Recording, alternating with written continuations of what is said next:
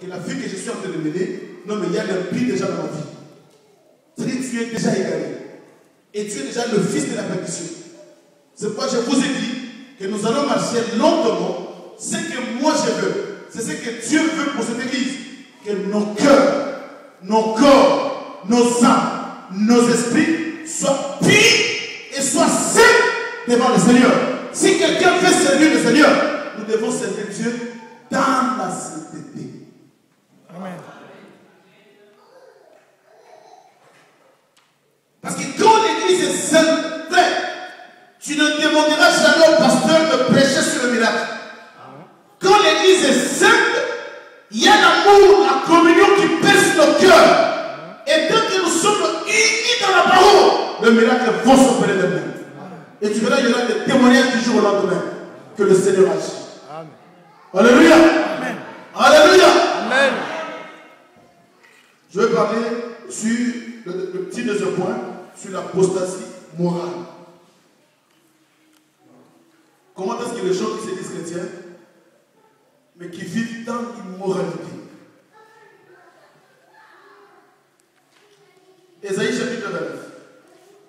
J'ai besoin de 2 ou 3 lecteurs parce que nous allons lire sincèrement la parole de Dieu. Ésaïe 29.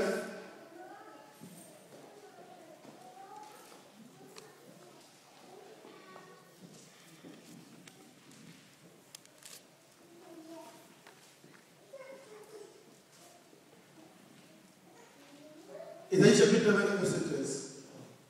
Je lis la parole du livre d'Ésaïe, chapitre 29, verset 13. Et nous allons préparer Matthieu 23, 25 à 28. Le Seigneur dit, quand ces peuples s'approchent de moi, ils m'honorent de la bouche et des lèvres, mais son cœur est éloigné de moi. Alléluia. Et la crainte qu'il a de moi n'est qu'un précepte de tradition humaine. Amen. Amen. Alléluia. Amen. Nous allons lire ça après. Je veux que nous puissions aller lentement dans la compréhension de la parole de Dieu. Nous avons vraiment besoin de la parole pour qu'une église soit réellement une église. Alléluia. Amen. Alléluia. Amen. Écoute ce que le prophète d'Ésaïe dit. Le Seigneur dit, il est en train de rappeler ce que le Seigneur a dit.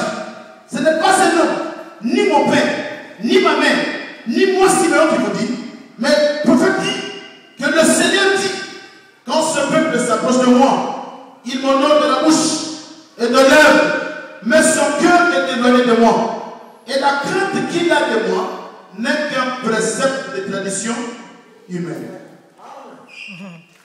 C'est-à-dire, il y a des gens qui sont à l'église, qui se croient chrétiens, mais en réalité, ils vivent déjà dans l'apostasie morale. C'est-à-dire, il se dit chrétien, il se dit chrétien. Et la Bible dit que quand tu viens devant le Seigneur, tu te crois chrétien, mais en réalité, tu ne l'es pas. Parce que tu honores le Seigneur par ta bouche. Mais ton cœur est éloigné de Dieu. Mais celui à qui le cœur est attaché à Dieu, celui à qui le cœur, vous savez que le verbe s'attacher, c'est le premier verbe que Dieu a utilisé dans le mariage. Il a dit l'homme quittera et s'attachera.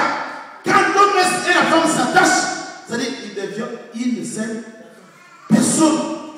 Et quand on devient une seule personne, c'est-à-dire qu'on ne peut pas taper sur sa femme, on ne peut pas insulter sa femme, on ne peut pas taper sur son mari, on ne peut pas insulter son mari. Pourquoi? Parce qu'on devient une seule. On ne peut pas crier. Parce que vous savez, il y a des femmes qui crient facilement sur leur mari et il y a des hommes qui crient facilement sur leur femme. La Bible dit qu'on devient une seule chair. C'est pourquoi tu as posé la question sur le verbe s'attacher. Je suivais avec ma femme à la télé. Vous savez, il y a des enfants siamoises. Vous le savez? Il y a des enfants siamoises qui naissent plutôt le deux attachés. C'est-à-dire, si réellement, ils ont le même corps, quand tu tapes l'autre, l'autre souffre. Hein? C'est un mystère. Quand tu tapes l'autre, la deuxième souffre. C'est ce qu'on appelle l'attachement. C'est pour moi je dis tout le temps, frère ou soeur, dans le Seigneur, le jour où tu vas comprendre le verbe s'attacher, tu n'auras pas de dispute dans ton couple.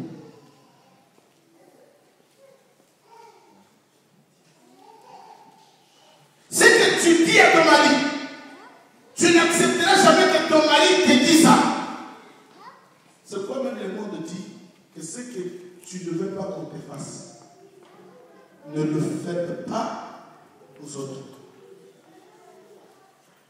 L'homme qui te s'attachera. Écoutez,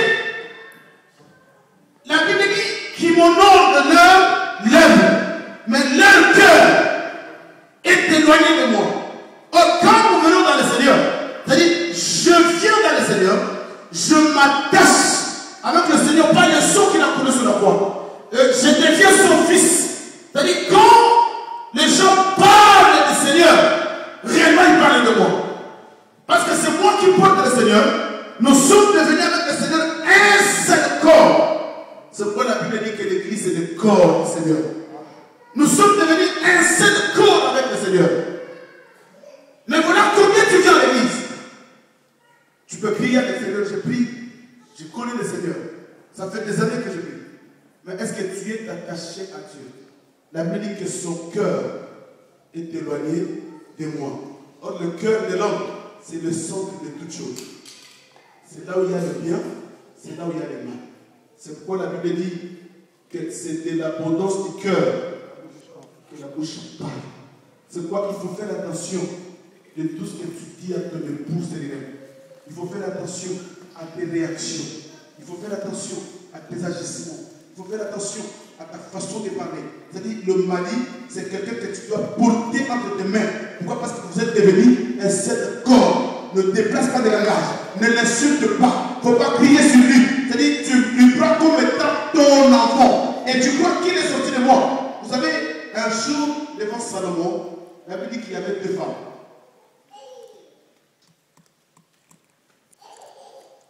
La femme qui a porté l'enfant sous ses entrailles, c'était l'enfant, la femme qui a porté l'enfant sous les entrailles, c'est la femme qui a tellement souffert, et une femme qui n'a pas voulu que l'enfant soit partagé. Donc elle ne peut pas accepter voir pendant 9 mois elle a porté cette grossesse, disant que maintenant l'enfant est né, on peut le partager.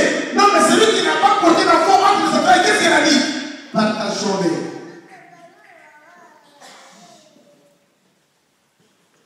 Ce peuple vient à moi, mais leur cœur est éloigné. C'est pas que il y a des gens qui vivent dans les mariages, mais leur cœur n'est pas dans le mariage. Son cœur est dans sa famille. Son cœur est chez lui. Son cœur est dans son travail. Son cœur est quelque part. Mais il vit dans le mariage. Ça, c'est l'apostasie morale. Les gens deviennent de plus en plus immoraux. C'est-à-dire qu'il y a une immoralité qui règne.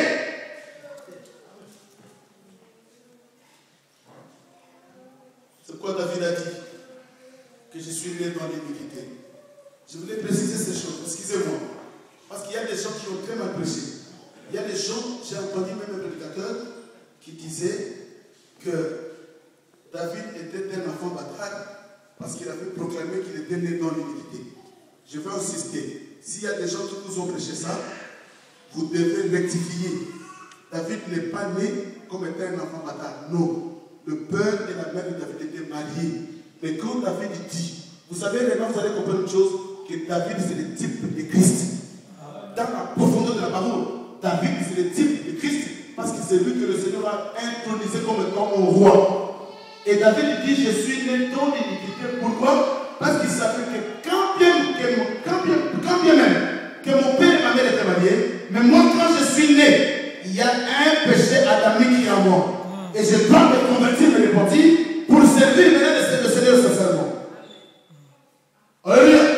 Et le diable a pénétré même dans l'église, ce qu'on appelle l'immoralité. Les gens n'ont pas peur de Dieu. Les gens ne craignent pas le Seigneur. Mais ils viennent à l'église, les choses de Dieu, ils s'en foutent de ça. Même si tu cries, tu peux prêcher comme tu veux. Mais quand il sort de la porte, tout ce qu'il a entendu est resté dans la salle. Il reprend à sa vie normale. Des gens immoraux. Quelqu'un qui est immoral de ça.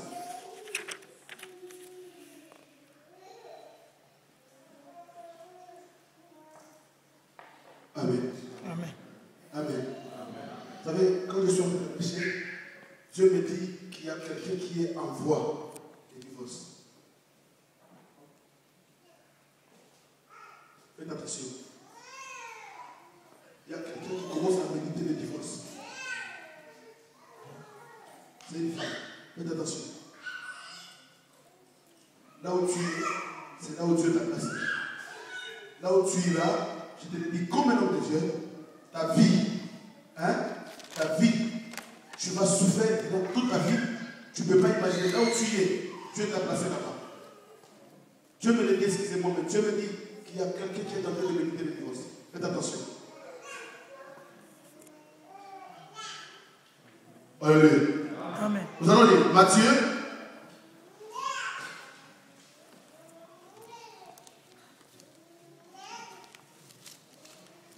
Matthieu chapitre 23.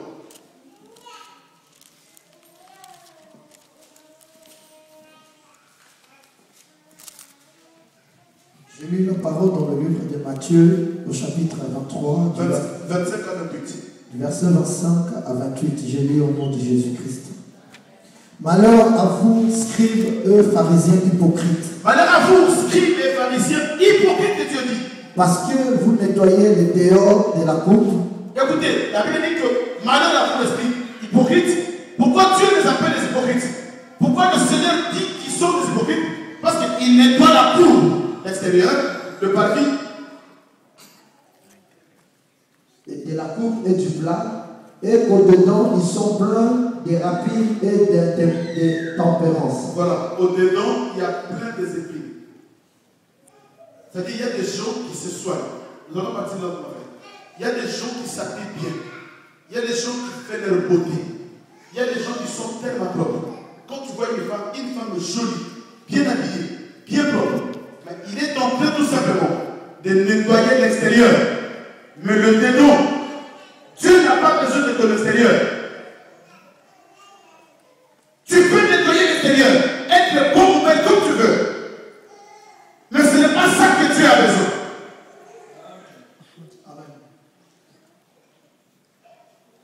Parce qu'il y a des gens, quand tu lui dis, tu t'es mal habillé, commence à discuter. Non, mais ne t'habille pas comme ça, c'est pas bien. Non, mais la Bible dit qu'ils sont en train de nettoyer les dehors, l'extérieur. C'est-à-dire, il y a des choses dans l'église, avec cette apparence de piété, tu peux croire que ça c'est un serviteur. C'est-à-dire qu'il est en train de se camoufler dans la piété. Donc, c'est-à-dire l'extérieur, il nous donne cette apparence que c'est lui qui a l'onction et c'est lui un serviteur qui craint Dieu. Mais son intérieur.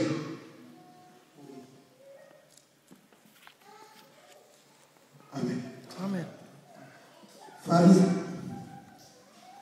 Pharisiens aveugles nettoient premièrement l'intérieur de la coupe et du plat. Écoutez ce que Dieu dit. Dieu dit que tu es un aveugle. Voilà quelqu'un qui se nettoie, qui se dit propre, qui s'habille bien, mais Dieu te dit que tu es un aveugle. Commence d'abord à nettoyer ton intérieur, ton cœur, ton esprit.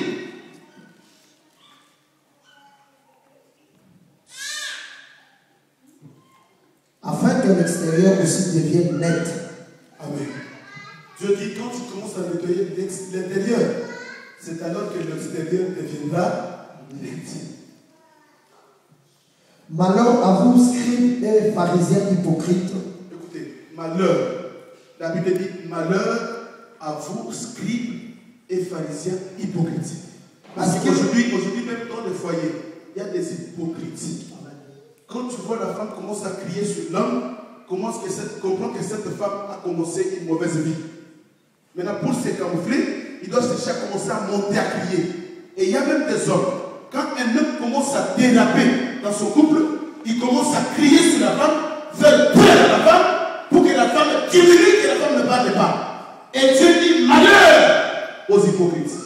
Et voilà combien, si Dieu dit qu'à l'époque, les pharisiens, les scribes étaient des hypocrites, mais à combien plus forte raison aujourd'hui dans l'église de Dieu, il y a plein